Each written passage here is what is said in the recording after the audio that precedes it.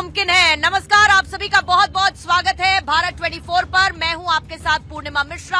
मेरे साथ मौजूद है भारत 24 की पॉलिटिकल एडिटर अदिति और साथ ही खास मेहमान हमारे साथ मौजूद हैं। शेखर जी आम आदमी पार्टी के लीडर हमारे साथ मौजूद है। प्रेम जी सीनियर जर्नलिस्ट के तौर पर, पॉलिटिकल एनालिस्ट के तौर पर हर्ष दया इस वक्त हमारे साथ मौजूद है।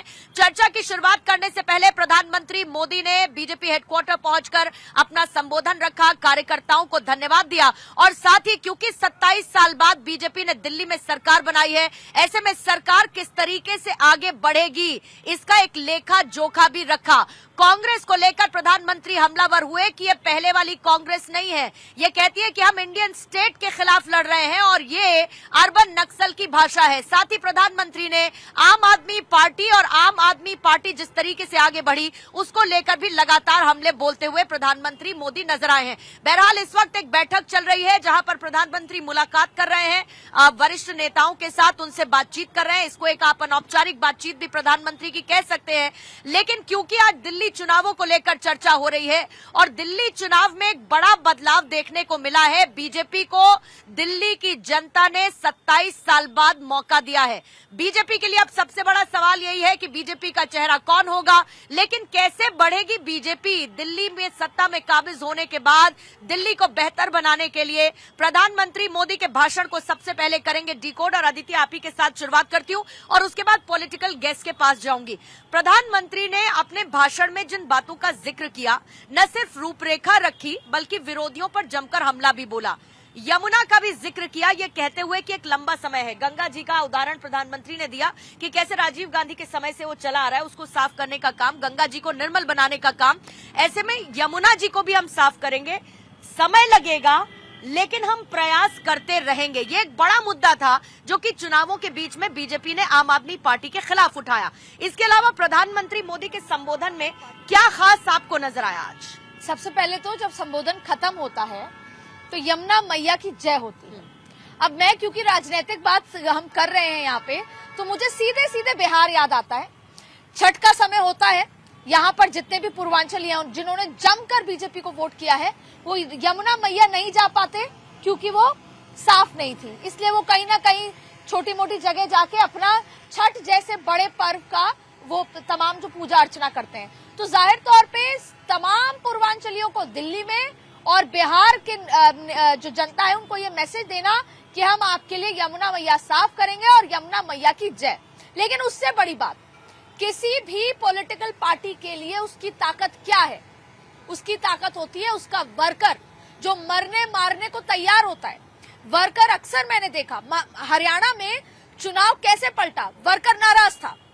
अमित शाह ने तमाम वर्कर्स को बुलाया आधी रात को, ये पूरी प्लान तरीके से वर्कर्स को बुलाया, सबके फोन बाहर रखे जिससे वीडियो रिकॉर्डिंग ना हो, और तमाम हरियाणा के नेताओं को बिठाया और वर्कर्स को कहा जितने गिले शिकवे हैं, यहाँ तक कि अगर आपके मन में कोई गाली है तो दे दीजिए, गुस्सा निकालिए। ये वो वर्कर होता है जो अपने, जैसे कई बार हम घरों में नाराज होते हैं, फिर बड़ों से बात हो जाती है तो गुस्सा एकदम खत्म हो जाता है और फिर हैप्पी फैमिली की तरह होते हैं। ठीक वैसे ही वर्कर वही व्यक्ति है जो आपके लिए मरने मारने को तैयार है, जो नाराज होने के बावजूद भी अपनी पार्टी के लिए महीनों सोता नहीं है, 5 साल तक मेहनत करता है कि पार्टी सत्ता में आए।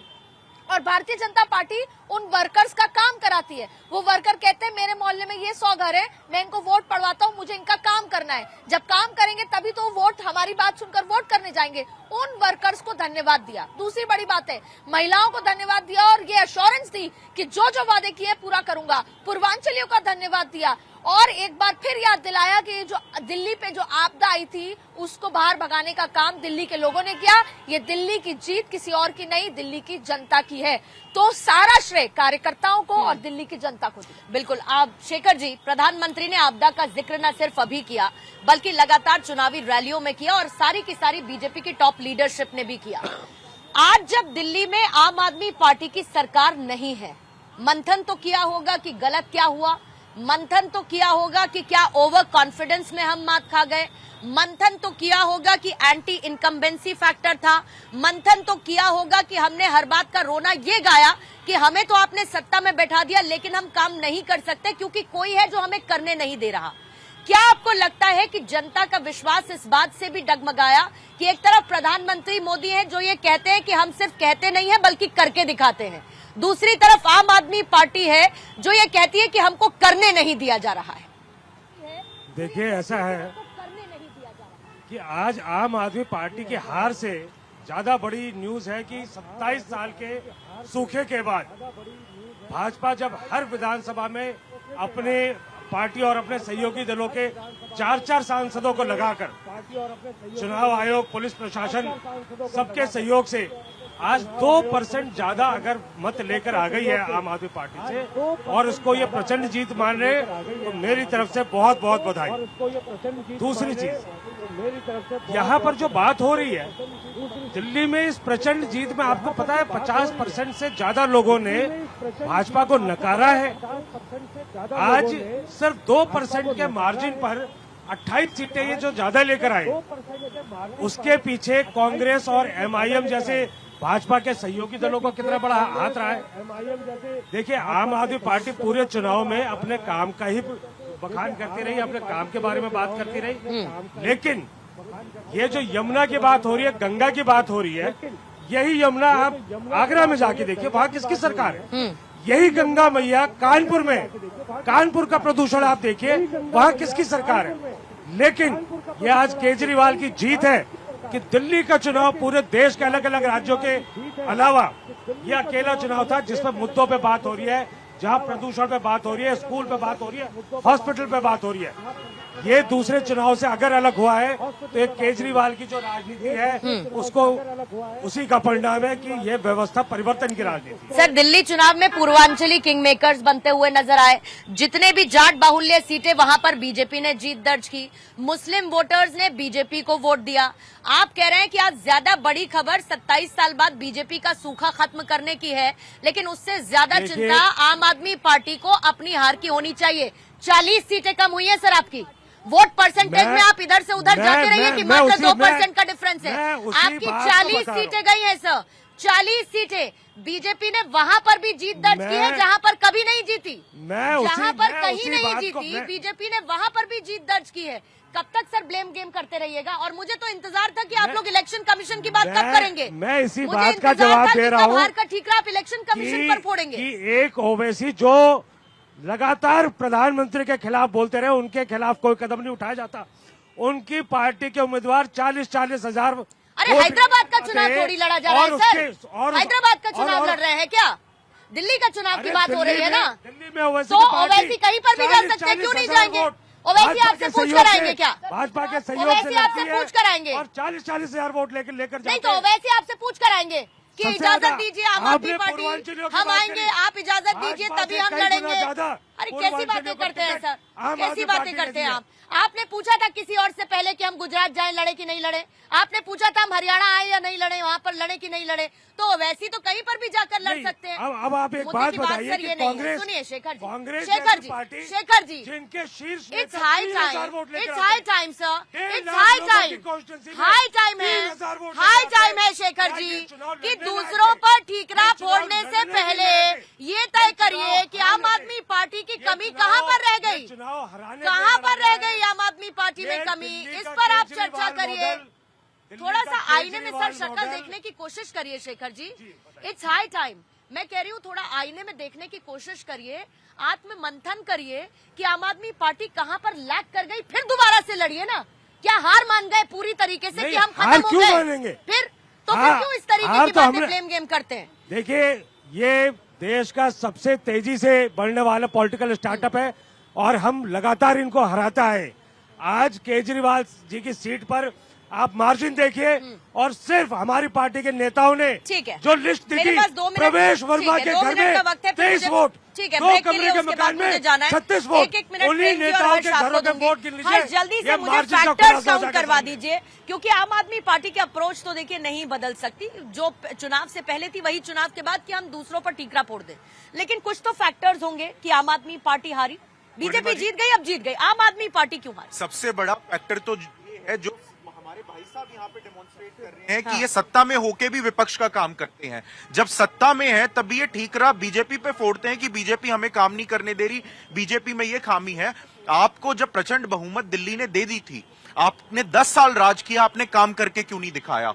झूठ की राजनीति को, लालछन की राजनीति को, कीचड़ की राजनीति को दिल्ली की जनता ने नकार दिया है। दिल्ली की जनता ने यह जवाब दिया है कि उन्हें मोदी की गारंटी पे विश्वास है, उन्हें मोदी के वादों पे विश्वास है, उन्हें यह विश्वास है कि मोदी जी डिलीवर करेंगे जो अरविंद केजरीवाल डिलीवर नहीं कर सके। और यह मोदी फैक्टर की जीत है जो 2014 में शुरू हुआ। आप ये देखिए, महाराष्ट्र में प्रचंड बहुमत, हरियाणा में मोदी जी के क्या कहते हैं सत्ता में रहते हुए तब उन्होंने सरकार बनाई जिस प्रदेश में कभी सरकार नहीं बनी थी। दिल्ली में 27 साल का सूखा खत्म किया है। ये मोदी फैक्टर खत्म नहीं हो रहा है। एक इंपॉर्टेंट कोर वोट बैंक जो आम आदमी पार्टी अरविंद केजरीवाल का हमेशा से प्रेम सर जाना जाता रहा, वो झुग्गी झोपड़ी वाले जाते रहे, रेहड़ी पटरी वाले जाने जाते रहे, ऑटो ड्राइवर जाने जाते रहे।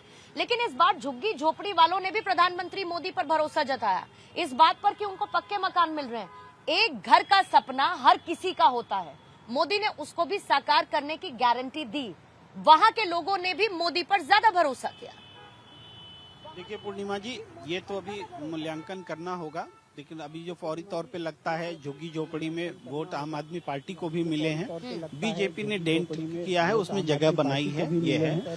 और जहां तक बात है पॉलिटिकली इसको देखने की, तो आप ये देखिए कि आम आदमी पार्टी पहली बार चुनाव दिल्ली में हारी है 3 चुनाव जीतने के बाद, और बीजेपी को 27 साल बाद मौका मिला है। और इस 27 साल बाद मौका मिलने पर प्रधानमंत्री नरेंद्र मोदी जी ने जिस तरीके से इसका एक पॉलिटिकल रोड मैप खींचने की कोशिश की है, और पूरा हमला उस पार्टी पर, कांग्रेस पर किया, जिसको कि उनके ही जुबान में कि शून्य फिर तीसरी बार आए, हैट्रिक लगी है शून्य की। तो यहाँ मैं कहना चाहता हूँ कि शून्य की ताकत भी समझिए। शून्य अपने आप में बहुत ताकतवर होती है। आप ये मानते हैं ना कि झुग्गियों में बीजेपी ने मैन टू मैन मार्किंग की थी, माइक्रो मैनेजमेंट किया बीजेपी ने, घर घर जाकर ये बताया कि कैसे उनको हम एक पक्का मकान देंगे, किस तरीके से उनके लिए हम आगे बढ़ेंगे, ये तो मानते हैं ना। मतलब रीच आउट करना एक एक व्यक्ति पर, ये बीजेपी के लिए काबिले तारीफ तो है ना प्रेम सर? देखिए, इलेक्शन कैंपेन में बीजेपी और आम आदमी पार्टी दोनों एक दूसरे से कमतर नहीं है, दोनों ने अच्छा कैंपेन किया।